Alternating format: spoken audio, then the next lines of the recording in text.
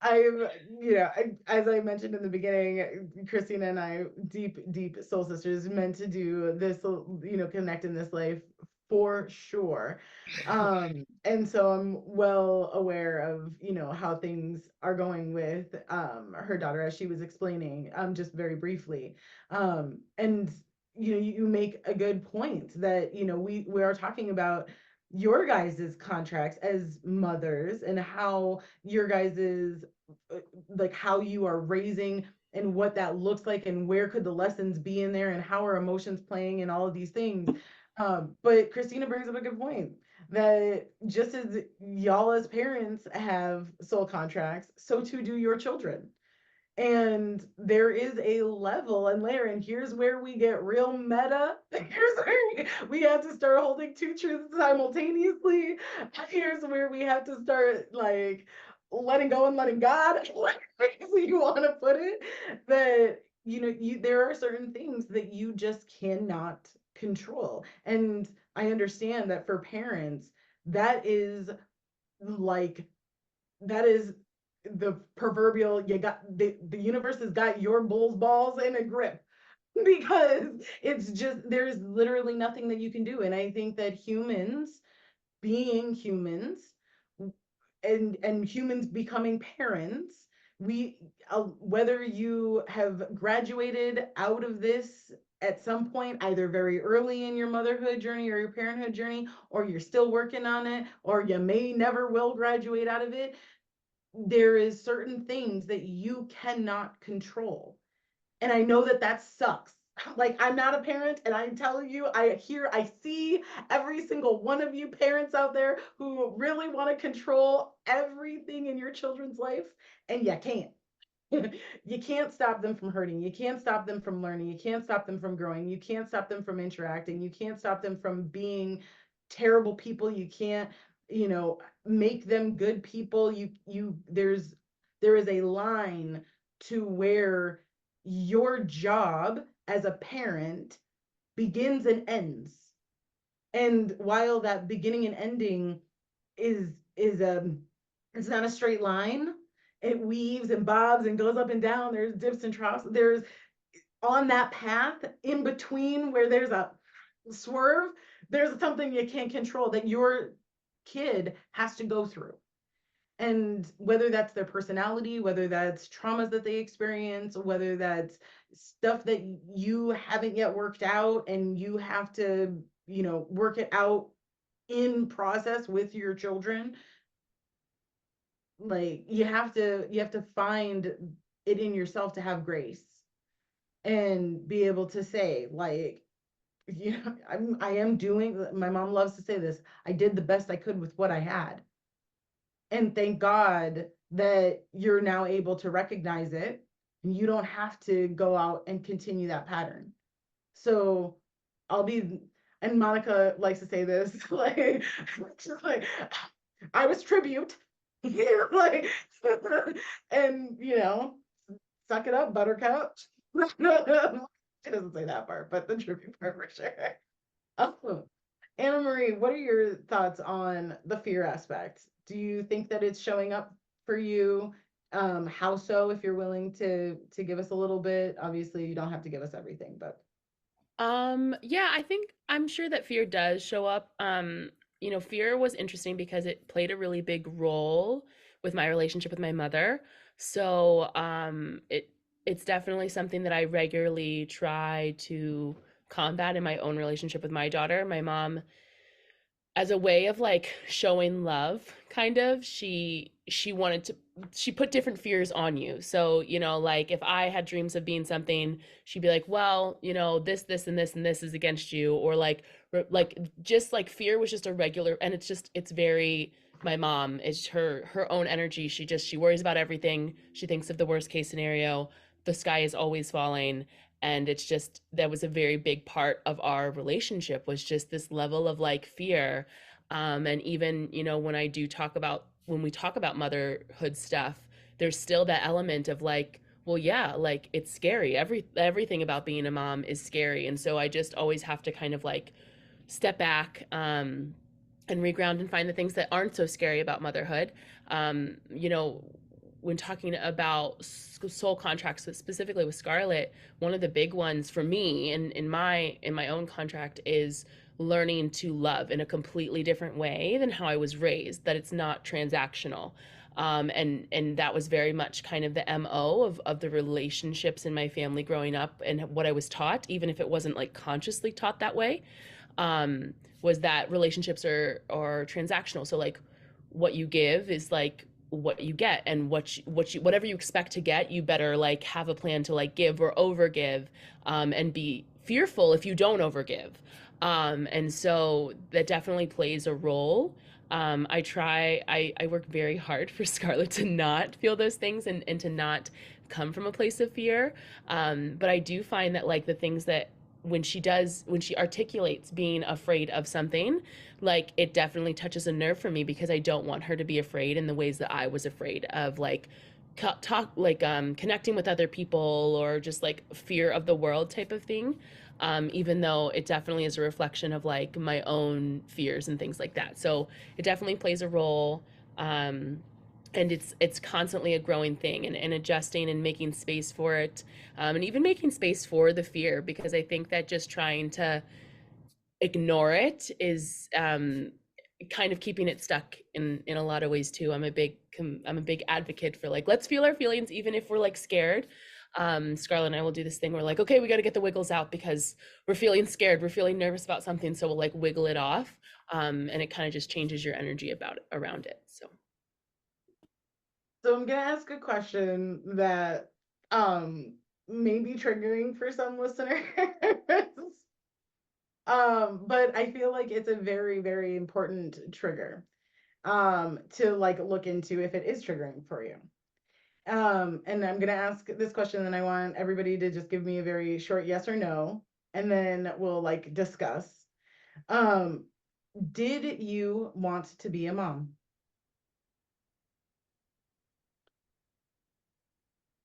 So I will tell you that I went through a period of time Yes or no? where, Start with yes or no. so yes, You wanted to be a parent. yes, but Shocked, guys. You learn something new every day. I grew up like up till yesterday. My mom has always said she did not want to be a mom. So we are gonna unpack. I am in therapy right now, guys. We are gonna unpack this in just a second. Uh, Monica, I'm pretty sure I know this answer. Yeah, you don't go through what I go through if you don't want to be a mom. So Yes, yes. there. Christina, did you want to be a mom? No. And I had a Okay. contract that I didn't want to be a mom too. Okay. AnnaMarie, did you want to be a mom? yes, just not at the timing that I became a mom. Okay. Circling back. Explain yourself, woman. so at 23, right? The grand thing of finding somebody and having kids, that was all there. Like, I thought that's the thing to do, right? You get pregnant, then stuff started happening with the men that obviously was part of my soul contract as well. And then I had Abby. And then 14 months later, I had her brother. And in for those two, it was very hard for me. Like, I went through a period of time. I lived in an all black neighborhood in Philadelphia, and I had two little children and a dad that was not very nice. So, their dad. And so all of a sudden, I didn't want to be that mom anymore. I didn't want to have that responsibility because every day was something else. Every day was like, oh my gosh, I can't be like this one more day. Right. And then I had the other two little boys where I was like, yep, what's two more? I'm good. I'm in my 30s. I'm like, I could do this. Right. Again, men. But right? Like, but even still, I was like, yeah, I wanted him, but I didn't want to be a mom because, again, right? It wasn't that I didn't think I could take care of him. It came back to all the other emotions of what I was supposed to do. And as this one grew up and started growing, and the tests after tests, and and that was probably what my boundaries were, because she, I want a dictionary to read. What? Like, I cannot. Like, don't you want a Barbie? No, we gotta have a I mean, they had those too. A lot of those too. But I But think I'm a trigger for everyone in my life, ladies you and have gentlemen. But I think what happens with maybe all parents too is that you either decide that at some point you want to be that mom to that child or children, or you decide to just walk away because it wasn't what you thought. You don't want that responsibility. You don't want all of this stress, I guess, anxiety, depression, all those things. You don't want that, so you walk away. My thing is I always knew that Abby was going to grow up, make a lot of money, take care of me. I'll be Sorry. what I mean, like, that's what you hope for your kids. They grow up, they're great at what they do no matter what. They have a life that they're good with. But I struggled. I struggled a lot. And a lot of that too was the position I was in. But again, I had to decide. Like, I couldn't waver. I couldn't be like, I don't want to be a mom one day and then be something else. And I see a lot on the social media now where parents will be like, I don't want to be a parent today. I just want to be Jane. What? Like, how did that happen? Because I could never figure out how to just be me without being a mom. Like, your kids don't go away from you, even if you have separate houses kind of for them, divorce or otherwise. But where do you decide that you are going to be the mom to these children? And like most moms, were like, are you 18 yet? Are you 18 yet? Right? So that's where Abby, because we had been talking about it, and I was like, no, I didn't want to be a mom. But I didn't explain all of that to her either. That there was a time when I just emotionally, I couldn't do it. Like, everything was draining until I ended up one day just being, you have to decide. You have to decide what you're going to do. You're either going to be the best mom you can be, or you're going to walk away. And I think what happens is that, again, the guilt comes into play if you decide you're going to walk away. Why be a bad mom? Why teach your children that they're not loved or they're not right? Because Abby and James's dad walked away. You mean we ran? Yes. Seriously, like, I left him and he's like, I don't want them. I don't want them. So again, Best thing he ever did, speaking from the child's perspective. And I want to make a clarification just real quick too. Also, like, and I know that my mom will agree with me on this, that when she says walking away, she doesn't just mean physically. She means emotionally too. Like, you can stay in the house and you can walk away emotionally from your children. And this is like, obviously there are like nuances and stuff to this, but understanding like what she's saying then too, and like logically through that of, how can you be the best parent is really the question. How can you be the best parent in what she's saying?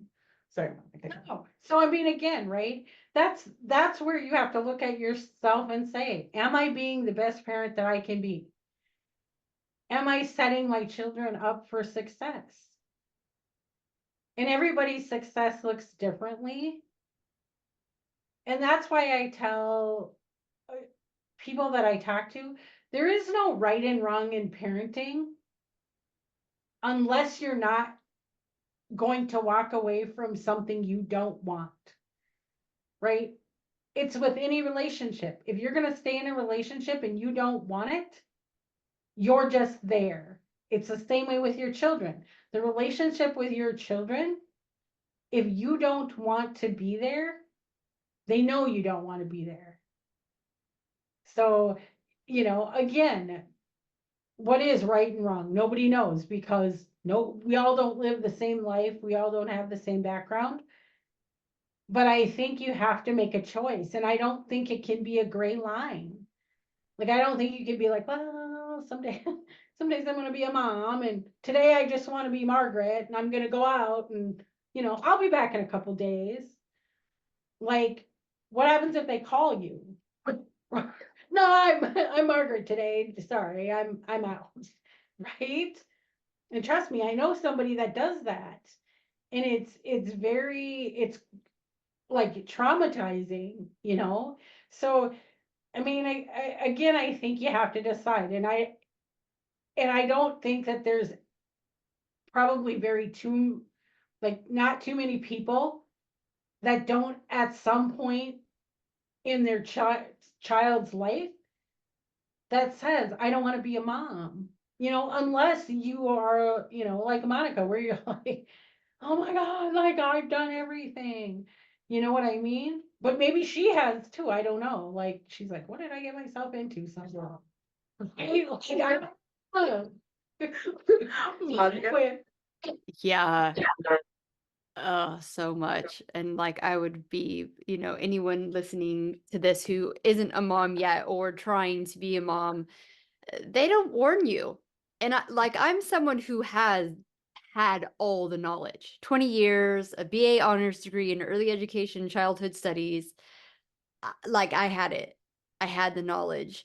They do not warn you that when you are a full-time carer of another little human being that does not have a fully developed prefrontal cortex, shit is real and it's non-stop. And when you're a mother, you have to take care of their teeth. And like, that is hard. No one warned you that wiping the like baby chair 5 times a day is so fucking mundane that is going to like bring you to tears. They just don't, no one can articulate to you those hardships, the mundaneness and the repetitiveness of being a mother. But I think more importantly, what the big issue is of motherhood is your own BS. Because no one sat there telling you to take care of your own BS. Because if you don't, your kid is there to trigger the shit out of you until you learn. And those are the two issues that no one says. I mean, they do an amazing marketing job of what Parenthood, they feel like this, so society thinks it is, these beautiful clothes and these fun trips and all that kind of stuff. Absolutely not. And all these parents who are like homeschooling and like living in a trailer with 6-7 people in a trailer and life is fun, bullshit. Like, either you have your like all your BS, all of you have no hardships in your life, I believe you. Other than that, you're once again selling a lie. Or like the popular moms, or like there's some popular moms who literally make content for social media about their kid asking for a peanut butter and jelly sandwich, and they're making it from scratch, full like night beautiful gowns, and it's just sending this message that is unrealistic. And no one's saying, hey, that's social media, that's not real life. She's making millions of dollars out of doing that. Not knocking them for what they're doing, but it's the reality that it is that you are coming into motherhood unless you've had a mother or a father that helped you through all the BS that you were doing together. And you're getting a completely different human being, like you said, that has a completely different soul contract than you. You think you're going to get this mini you. Well, hopefully you don't get a mini you, because guess what? You were a little shit when you were growing up, and you're going to get it ×2 now. Like social services came to my mother's house because I was a hellion. And luckily I've dealt with some of my bullshit that the police have not knocked on my door yet. But there's still a lot of room for that. I But yeah, was gonna say, their kids are young though. There's time. there's time. There's time. But I think those are the two main things, right? We don't get told the truth. And of course not, because if anyone absolutely knew the truth about raising children, I don't think anyone would do it. Even like people who, like me, who paid tens of thousands of dollars to have a child, who adopt, You they fought for your kids. just think that, they have this ideal of what it's going to be like. I think if most people were right, and I even asked my husband once after a hard night, said, okay, here's the truth. Would you have kids if you knew what you were getting into? Nope. He didn't even let me finish the sentence. No, I wouldn't have. And I agree with him. It's hard. It's hard. All right, guys. So we have just completed part 3, and yep, there's a part 4. This is a long conversation, but we want to keep this easily digestible and keep you engaged. We love engagement. So if you are interested in finishing up this conversation, let's check out part 4. And if you really just wanted to see the full 2-hour conversation, no breaks, you got it. It's right here on my YouTube channel.